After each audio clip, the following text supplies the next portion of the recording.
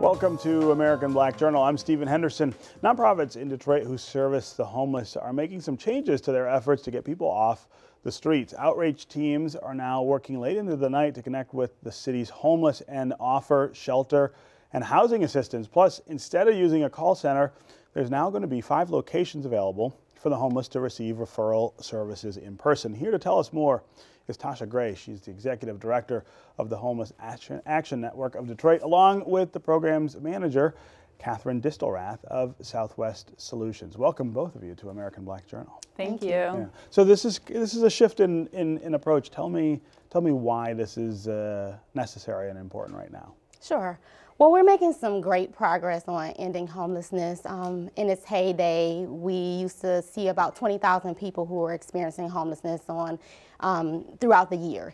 And so since then, we've started to see a decline. Our 2016 numbers, about 14,000 people experiencing homelessness, but we still got some work to do. Obviously, 14,000 people are still a lot of people experiencing homelessness. And so part of that work has to do with the program that Distelrath is running now, the Coordinated Entry. It is a federal program that's mandated by HUD. And we started out not with a lot of guidance from HUD, and so we started out with a call center call center method. But I think Catherine can talk a little bit about why we're making some of the changes. Yeah, sure. Right. Yeah, so like Tasha said, we started out with a call center based model, and sort of implicit in the call center model is like a 2 to 3 minute conversation with consumers. And so now we're sort of moving to this new model where we'll actually be meeting in person with people for we're spending like 20 to 30 minutes with people now to really better understand what their sort of like their whole range of housing needs much sooner in the process before they're even reaching the shelter door. Yeah. I've had some conversations recently with people who work on homeless issues because it's something that I'm working on, and they talk about how the need now is to not just get people shelter, but to get them housing, right? And there's a difference, right?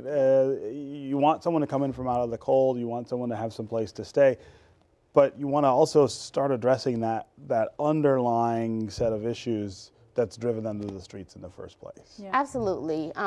While shelter is definitely a needed resource within a community, but getting someone in a permanent housing situation helps to improve their life. If you think about it, when you're in permanent housing, you can get mail, you can have a secure job, your kids can go to schools and things of that sort. So it really helps to improve their overall situation and not just address the housing. Yeah, and at the same time, that's more difficult, right? It can be easier to get somebody just to come in because it's cold out or it's raining or whatever, but to deal with some of these other issues, you're really getting into space that's it's just more complicated. Yeah, definitely. But we also, so we work with a whole range of permanent supportive housing providers and rapid rehousing providers that we refer clients to, and they really do the tough work of addressing the barriers to get people into housing and then providing supportive services once they're in housing to maintain the housing. Yeah. How well do we do that here in Detroit in terms of, dealing with those issues, but then having the housing available for the people who find themselves in this situation? I talked with Faith Fowler recently about her tiny houses project over on the west side. It seems aimed at that, but she was talking about how difficult sometimes that even is. Yeah, well, and there's always a need for more housing resources, for sure. We do not have enough to serve everybody who comes into the system. Is that right? And so that's sort of the purpose for the coordinated entry process, it really helps us to standardize our process and to really prioritize the most vulnerable people to make sure that they're getting referred for housing resources first. Yeah. Talk to me about the sort of face of homelessness in Detroit. I think often when you think of a homeless person, people conjure up something very specific, but it's pretty diverse too. There's a lot of different variations. Yeah. So the face of homelessness is definitely changing. And I think that's, again, a reason why we're starting to make some of the changes in the system. We used to cater to single men, and while that's still a huge population experiencing homelessness, we have now about 40% of the homeless population is families. And of that, about 6% are children experiencing homelessness. We also have veterans who are experiencing homelessness to the tune of about 9% of veterans. Older adults, 55 and older, about 6% of them are experiencing homelessness. So you just never know. It could be your neighbor or the person that you work with could actually be living in their car. Yeah, and I think sometimes when we talk about homelessness, we think of it as an ongoing and consistent condition where it's not. I mean, sometimes there are people who, for a period of time, don't have some place to live, but then they do.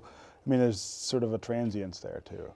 Absolutely, and especially with our families. So most families that are experiencing homelessness, well, when I say most, about 37% of the families that are experiencing homelessness have experienced it for the first time. So it's not a chronic situation, but maybe they lost a job or had a sick child or something of that sort that put them in that predicament. Yeah. In terms of long-term housing solutions, you're saying, and I think that's probably absolutely right, that we don't have enough solutions. What do we need to do to create more? Who creates that, and how do we get them to do more of it? Well, so we get our the bulk of our housing funding through HUD right now for our permanent supportive housing and rapid rehousing projects, and so we've really been working diligently to make sure that we're funding the right types of housing and making sure that we're sort of projecting out throughout the year of how many people we can expect to need the housing. So that we're kind of, when we're submitting our application to HUD for the housing, that we know exactly what we need. Also talk about the relationship between homelessness and housing insecurity, right? And I think they're two different issues, but they're related, right? You know, you have a lot of people who are just on that edge of maybe being homeless, or as we were talking about, in and out of it, and then you have a population that's a little more permanent. Yeah, no, I think that's a really good point. And so part of what we've built into sort of our new approach is shelter diversion. And so we're really using diversion as the front door of our system now, because there are a lot of people who are kind of right on the edge. And so they come seeking shelter because they sort of think that they've exhausted all of their options. But really what we're helping them with is sort of problem solving so that they don't have to enter the shelter system. And we've had great success with that so far. The idea of going to them instead of waiting for them to come to you really does change the face of it. What's the response that you're getting to that? I mean, is there a different sort of recognition on their part that this is a more, I guess, open or friendly process than before?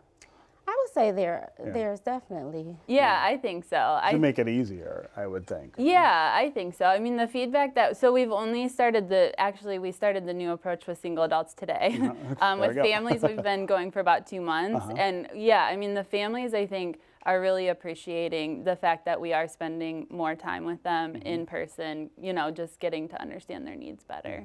Okay, well, congratulations and thanks for being here. Thank you. Yeah.